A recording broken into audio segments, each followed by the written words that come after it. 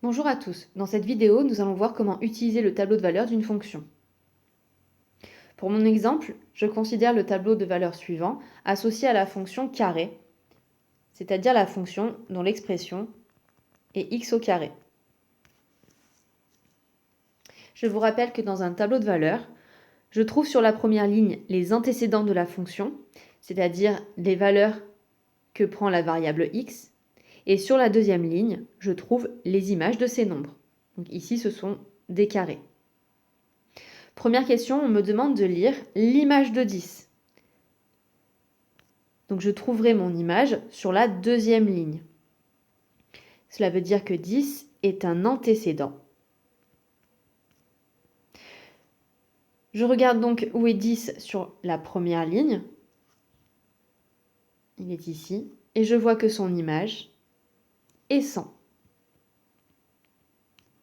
L'image de 10 est donc 100, ce qui s'écrit f de 10 est égal à 100. Deuxième question, on me demande de lire le ou les antécédents de 9. Je trouverai mes antécédents cette fois-ci sur la première ligne.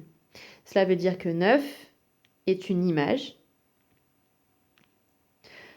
Je regarde donc où se trouve 9 sur ma deuxième ligne. Je vois qu'il apparaît deux fois.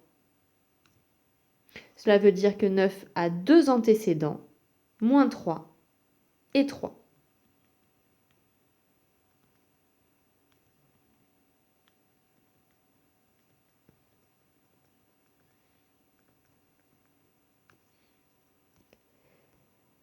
Dernière question, on me demande de résoudre l'équation f de x est égal à 16. Cela veut dire que 16 est une image et que je cherche son ou ses antécédents x. Je trouverai donc mes réponses sur la première ligne.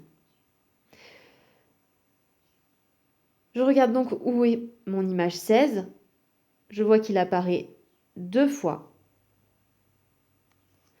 Il a donc deux antécédents, moins 4 et 4. Les deux solutions de mon équation dans le tableau sont donc moins 4 et 4.